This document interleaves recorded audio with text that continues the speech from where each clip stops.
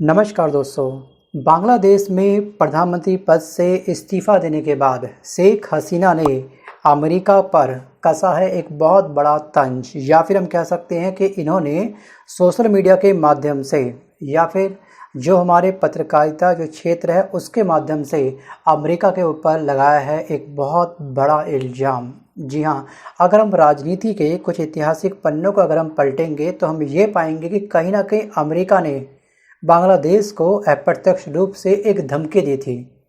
इस स्थान पर बांग्लादेश का एक द्वीप है जहां पर अमेरिका को अपना एक एयर बेस बनाना था, लेकिन वहां पर बांग्लादेश की जो ये प्रधानमंत्री थी, पूर्व प्रधानमंत्री शेख हसीना ने अमेरिका की नहीं सुनी और फाइनली कहीं ना कहीं इन्होंने इल्ज़ाम लगा दिया है अमेरिका के ऊपर कि मेरी सरकार गिरने के पीछे की वजह सबसे बड़ी एक साजिश है और उस साजिश के रचयिता हैं अमेरिका।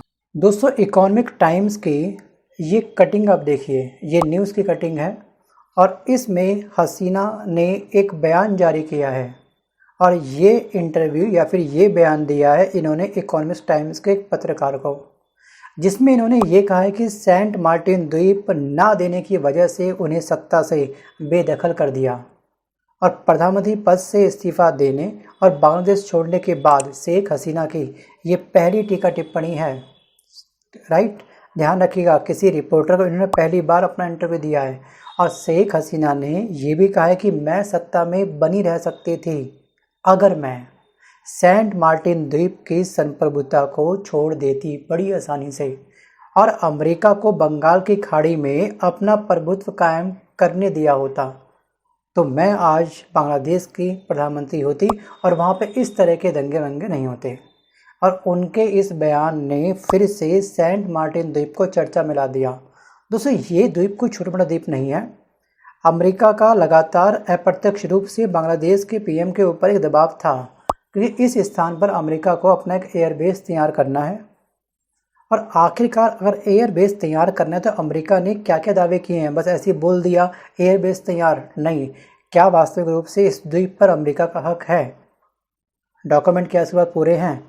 बोलने से कुछ नहीं होता ना।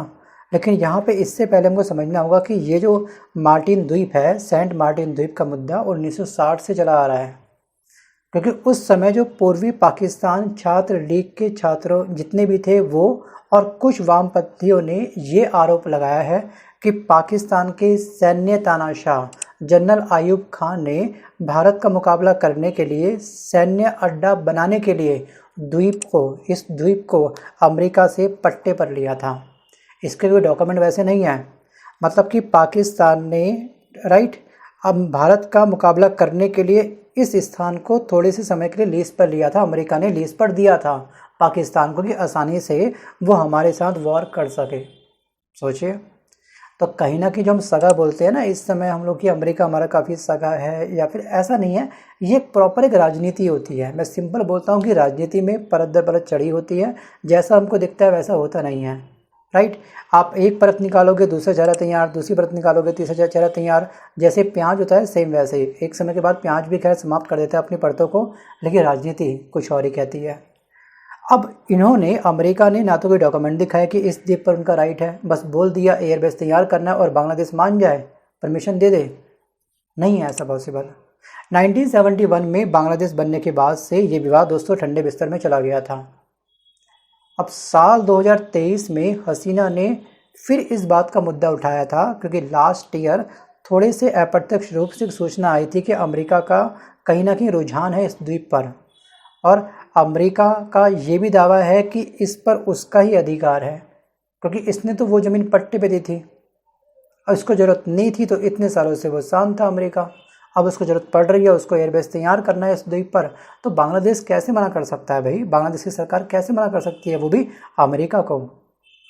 थिंक अबाउट इट, विचार जरूर करिएगा इस बात पर।